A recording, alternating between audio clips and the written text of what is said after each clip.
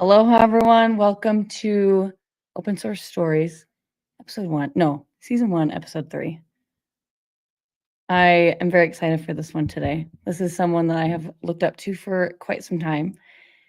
If you have been paying attention to the Next.js Conf speakers or the open source program at Vercel, you know that this person is all over the place when it comes to the open source community. So I'm super excited. We'll do intros in a second, but real quick, my name is Cap. I'm the head of developer community at Vercel, and I started about 10 months ago. And I've always just loved Vercel's community and just like the things that everyone's building. So I'm just like really grateful to be here, really grateful to be hosting Open Source Stories. So let's bring Francois, the guest of Season 1, Episode 3 on stage. Hello. Francois, welcome. Yay. I'm super glad to be here. We're so excited to have you here. You and I have been in touch with each other for about like 5 months now. And so it's just been really cool to like get to know you and see your journey and see what you're building. So really happy to have you on stage. Where are you joining in from? I'm in Grenoble in the French Alps, so the southern eastern side of France. And yeah, it's really nice to see you and to talk to the community about everything. So yeah, I think we started talking when I joined the Vercel OSS program, which is fantastic for the community aspect of doing open source altogether. Right on. Yeah, thanks.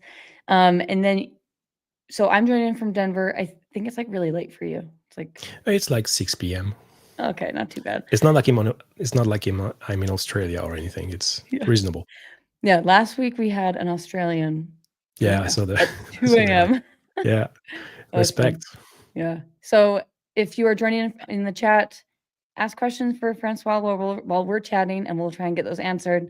But we're really excited. Francois, let's do a quick intro of you and like who you are and what you do. So I started my career about 18 years ago in the music industry originally. Okay. And when I started learning programming in school, electronic school, we started from the bottom up. We started with the hardware. So how does transistors work? How do you build logic gates out of transistors? How do you compose them to build a CPU? And how do you start programming a CPU? So that's how I got into programming. And the whole motivation behind all this was always to control musical instruments. And that's actually how I got into open source initially. Like my first project in open source was 18 years ago. It was the Arduino MIDI library. It's a way to control musical instruments with code. And at that time, I didn't really know what to do with it. And so I just put it online on, I think it was SourceForge back then, because GitHub didn't exist. And some people started emailing me and telling me, hey, I built this musical instrument with it and I recorded an album. Here's my SoundCloud. Do you want to listen to it? And I was like, no way, you built this and you make music with it, with the code that I wrote when I was in school? And this is like, yeah, the experience of this experience like started me in this path, I think. Even though for a good part of my career, I was in private companies, and the music industry is very precious with like IP protection and stuff like that. So there's not a lot of contribution to open source, unfortunately, in that matter. But I always like building tools for these kinds of purposes. And when I discovered the web, it's actually the revelation that everything goes faster on the web and everything is open source on the web. You can go on a web page, you can inspect the source, you can see how it's done, you can peek under the hood. And I really like that part. And the fact that you could build faster on the web, you have this instant feedback loop of you do a change, you immediately see the result, and you don't have to recompile your C++ program and wait 10 minutes to ship it to a user's machine. That was really cool. And as someone who really likes building fast and seeing the results of what I do and tinker, it was really the best platform for me to land on, I guess. Yeah. And that was like, 8-10 years ago, just before React got its hooks. So... Yeah. It was a bit rough. There were some rough moments in the JS ecosystem back then. It was not type for once. There was this duality between Flow and TypeScript.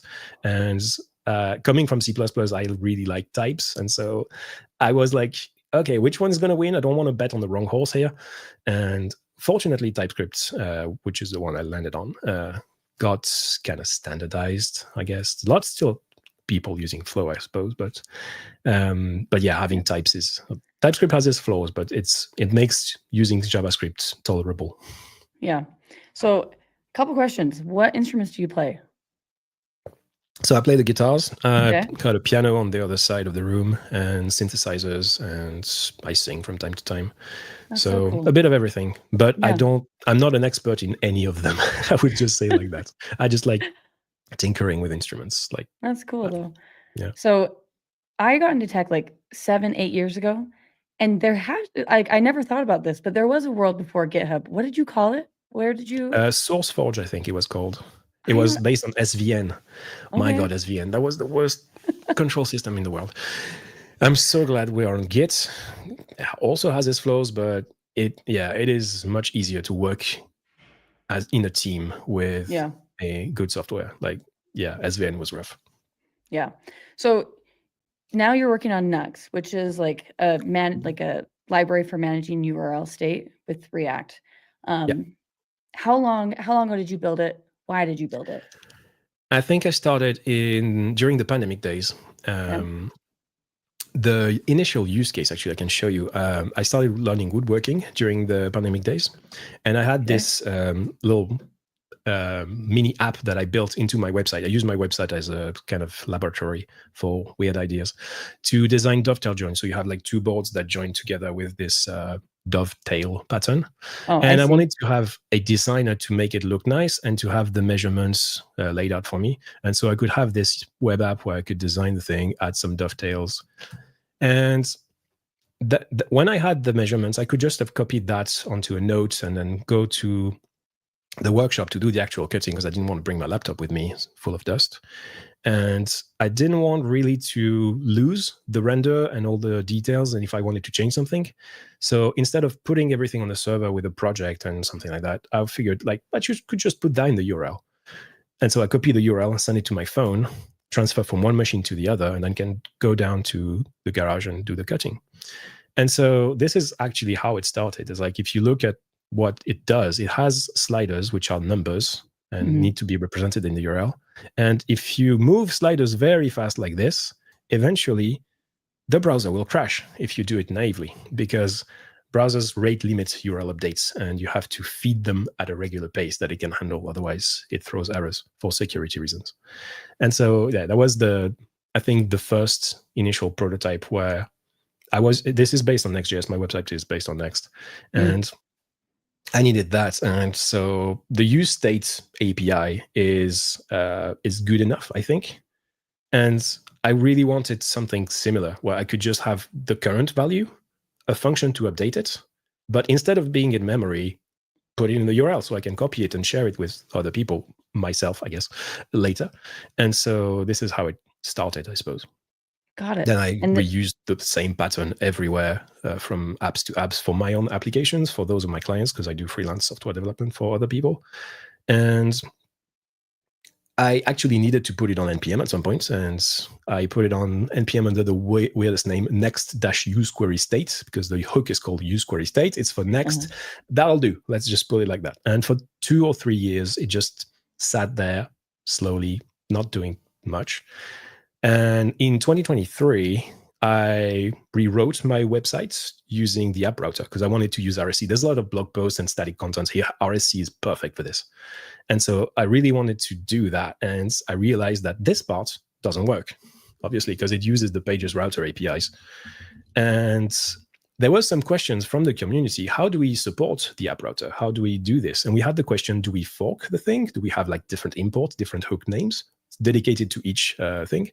But because Next.js is incremental in the fact that it supports both routers in the same page, in the same app, sorry, you want to have a component that doesn't necessarily know which router is going to be rendered in.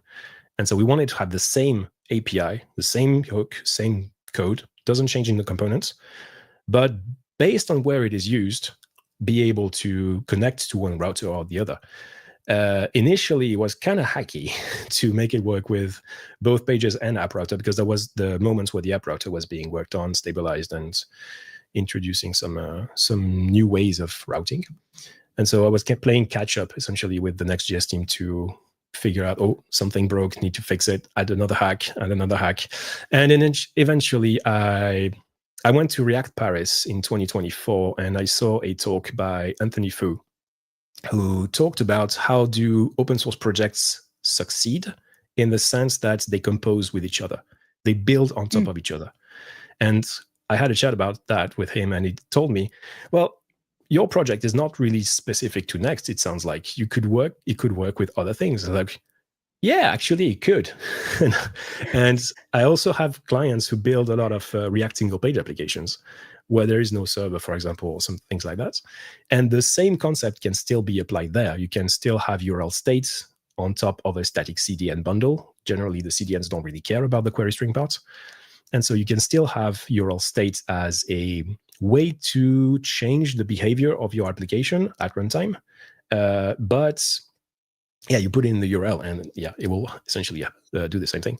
But so there is no technically specific Next.js specific stuff in there, except I was using the Next.js APIs.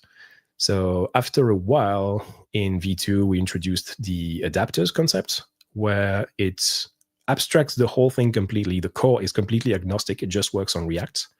And we dedicate the logic to understanding how a given router gives you access to the URL and how to update it with its APIs to the adapters part. And so that allows you to have the same components, exact same components, working in React Router, Remix, 10-stack Router, Next, App, or Pages.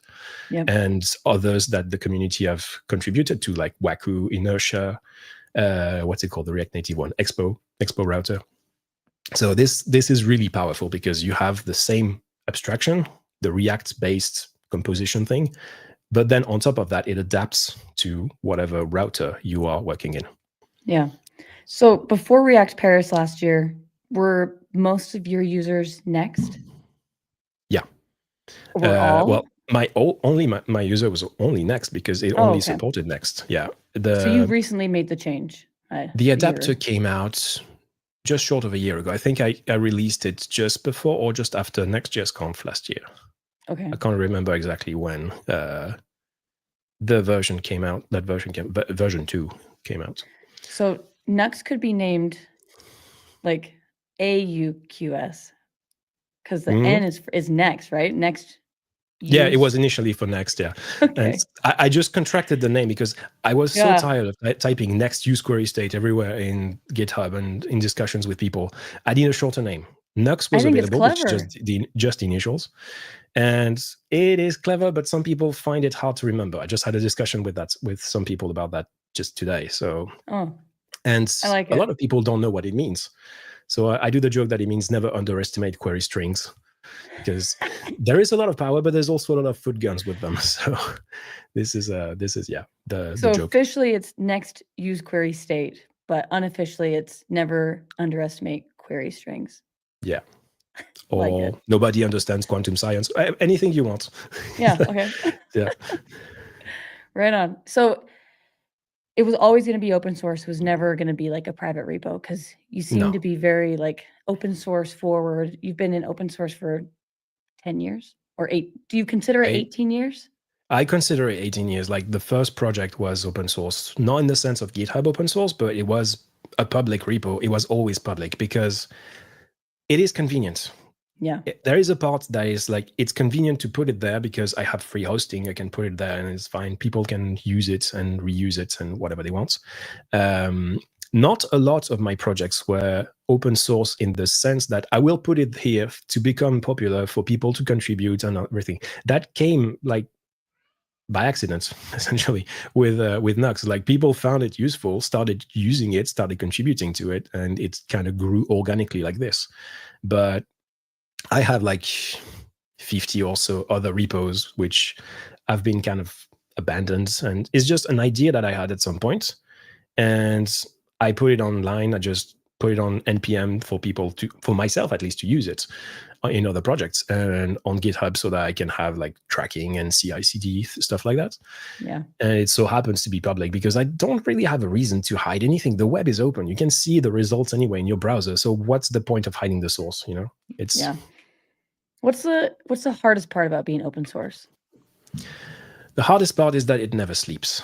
It's like you wake up in the morning, you have 3 issues, 2 comments, 1 pull request, and it's Sunday morning. And it's like, yeah, I want to address that. I really like, I'm not sniped by whatever you put that. I really want to discuss, but it's like not the right time now. So Yeah. it's like the juggling between work, life, and open source is like, yeah, the 3-ball juggle that we have to deal with. Do you find yourself working on it a little bit every day? Like, oh, I'm just gonna like for an hour, or do you like take like days off and then you come back and there's like 15 PRs? I've done both. Oh, take a day off the project, you mean? Yeah, Yeah. I have tried taking days off the project, but since when I have notifications coming anyway, so it is kind of difficult to unplug, unfortunately. I have taken days off my work to do open source because, yeah, at some point it became, I've left some things for too long. I really need to address that. And I wanted to be useful for people. So I need to give it a bit more love in some particular ways. So yeah, but yeah, it's a difficult balance sometimes. kudos to you, Francois, for keeping nuqs just like so. It's just a well-oiled machine, and the community really just loves the product. So kudos to That's the you. great part. Yeah, I mean, this is what motivates me actually. Seeing the feedback from the community, this is like the best thing. Obviously, sponsors help a lot, I guess, but the actual positive feedback from everyone is like really what drives me. Yeah. Now, speaking of PRs that come in, what's like the weirdest feature request or like quirkiest thing that somebody was like, "Oh, nuqs should have this," and did you implement it? It's a good question. I don't have an example, I think, for a feature request, a pull a PR or something, but I have one for an issue that someone raised, which was the only way to reproduce it was in Next.js Canary. So Canary are the beta versions of Next.js. And I saw that, was like, wait, no, I mean, I support the stable. Okay, that's fine. Canary, that's a bit extreme, right? But when I thought about it, I was like, actually, that's a great idea. If I test every single version of Next.js Canary against the nuqs code base, I can detect breaking changes early before they land in GA, and I can be ready when they do. And actually did. The Next.js 15 async promises for search params, the page prop, that kind of impacts me. I was able to detect it, handle it, and fix it within 1 hour of the PR being merged. And I Because was you like, were already yes, like, this system worked because I was "That's proactive. I cool." could see it. It was like, ooh, I detected a breaking change. What is it about? Oh, they changed this. Interesting. All right, this is an easy fix. Let's push a PR for this. This new version is available and it will work with Next.js 15 when it comes out. And it came out like 2 months later or something like that. So That's that was like brilliant. gratification moment. Yeah. So you'll be doing that forever. Yeah, I've got like a Raspberry Pi in the living room, like running, checking are there new releases, and if they do, they trigger CI, and it's a automated system. I kind of want to make it this probably a bit more solid and allow other people to be able to do that, to trigger their CI when some new project releases, because you have like a way to trigger a workflow when one of your releases is updated, but not someone else's. And so there is this missing part where you observe a release being made on a project you depend on, and being able to trigger your CI suite against that version that was just published to be a bit more proactive. Wow, nuqs is the whole thing. You got Raspberry Pis checking updates. You have PRs coming in that you're like getting notifications for. Like it's really like moving. I really like having in the morning those test pass on Next.js Canary 1.3 or whatever. I really like having these little validation moments in the mornings, like, oh yeah, everything's fine, everything is under control. That's gonna be a good day. Yeah. What's your like favorite connection you've made with someone else because of nuqs? Like they used it. I've made so many over the years. The last 2 years have been a roller coaster, but I really started working again in about this time in 2023, and you can see it on the star history curve. Is like goes hockey stick from that point, and all the connections I made in the open source community, in the speaking world, because I started wanting to speak about this at conferences, and I met so many people that I saw online, and I considered like the heroes that I saw online, and I met like Josh Comio, Anthony Fu, Tejas Kumar at React Paris in 2024, and after that, it was like I want to do that. I want to speak at conferences. This sounds like a cool thing to do, Yeah. and talk about what you do and all these things. And yeah, it just became a virtuous cycle of meeting more people, and yeah, that's awesome. That's The so the cool. best thing, for example, recently is like TK Dodo, Dominic Dorfmeister, the maintainer of React Query, started Mhm. contributing to nuqs because he needs it to integrate it in Sentry, and we have like awesome discussions about where can we go, what can we do, and this is going to be really cool. That's really cool. Yeah. I mean, what you said at the very beginning, where like, I forgot who said it. I think Anthony, you were saying, said it, where like the community just like builds on itself, Yeah. and everyone just like needs a little bit of what everyone's building. And if you closed it, then we wouldn't be able to learn from Exactly. it or contribute to it. Having an open source just creates this like web of knowledge and like code share. Yeah, it's like you build something, some other people build something on top of, and everyone moves forward together. Yeah. It's just like you.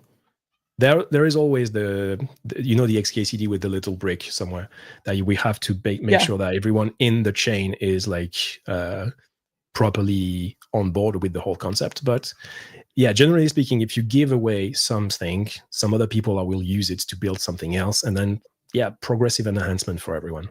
Yeah, that's so cool. There's a chat question. Yeah.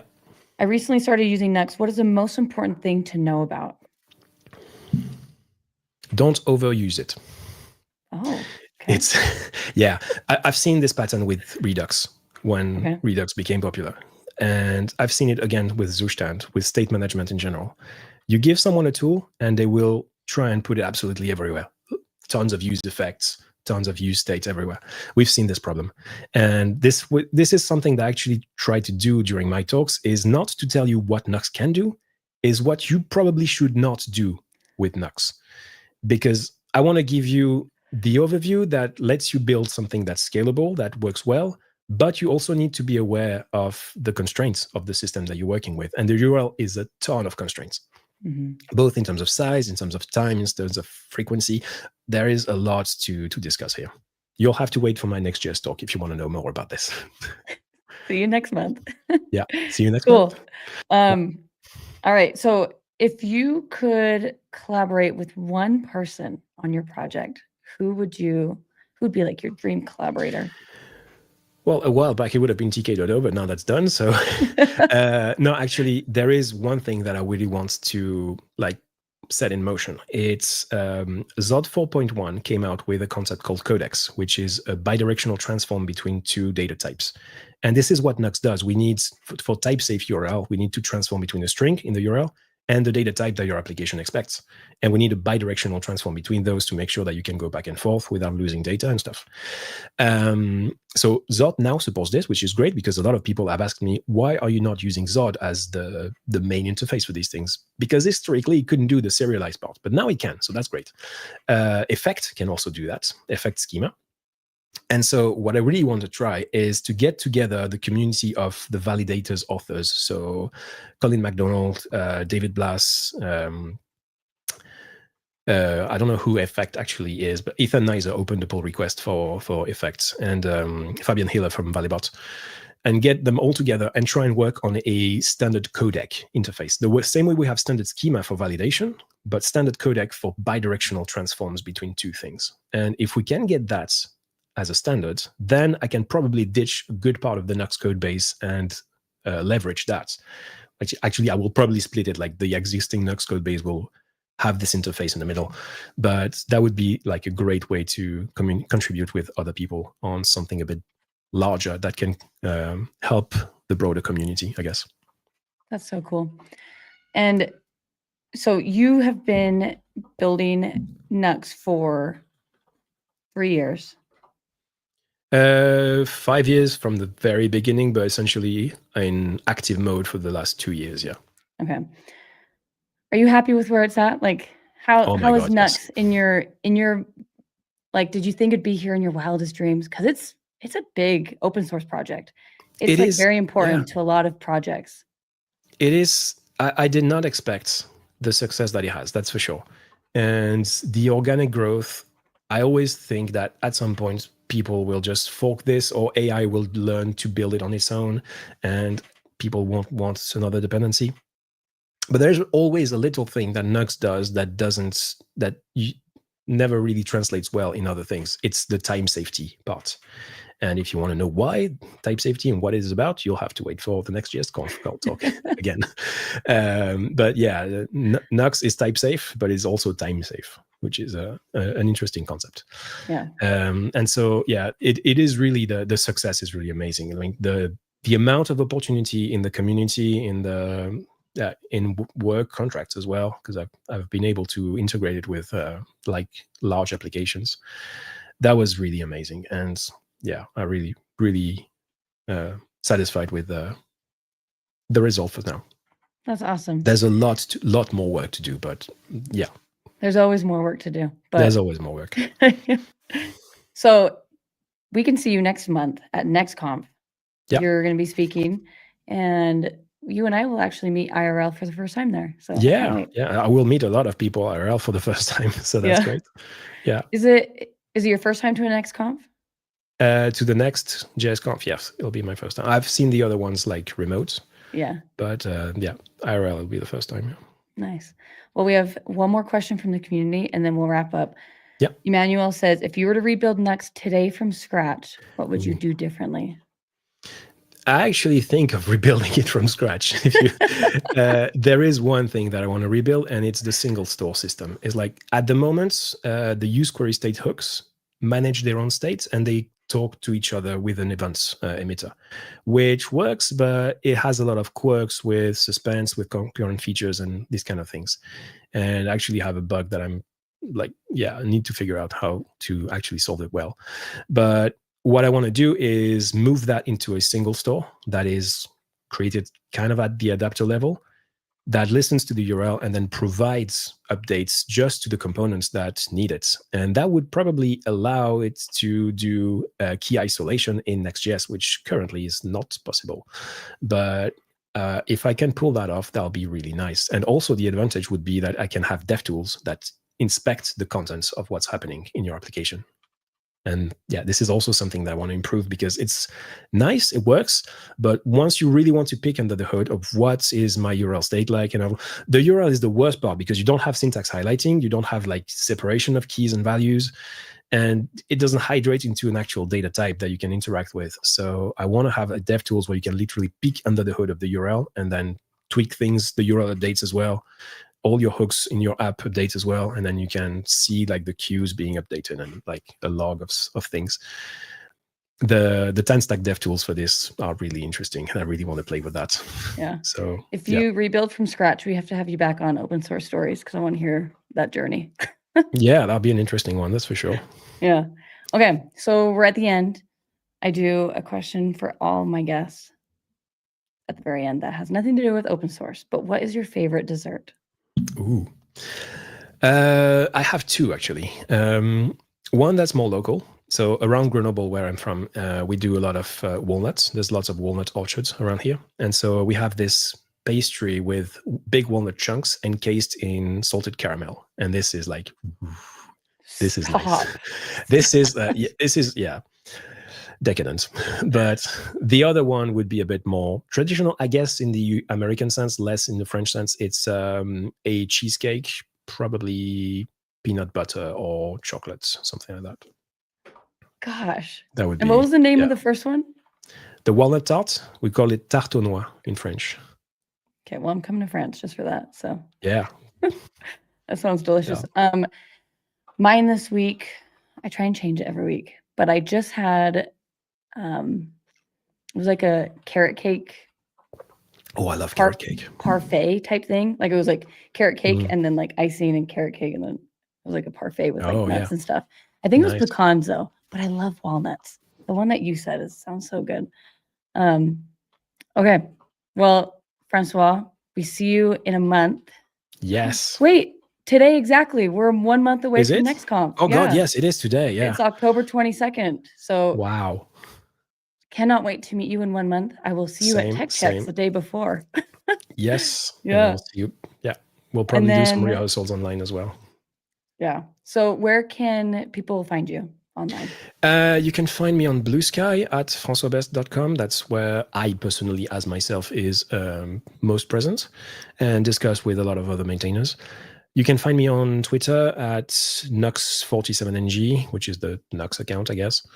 Sometimes kind of transpires into me talking about personal stuff, but like speaking, for example.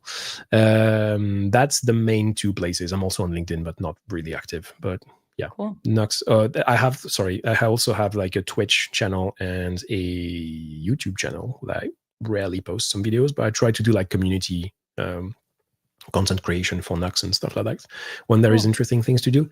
And so, yeah, you can find all these links on the Blue Sky handle. So Blue Sky at francoisbest.com is the central point for everything. Amazing.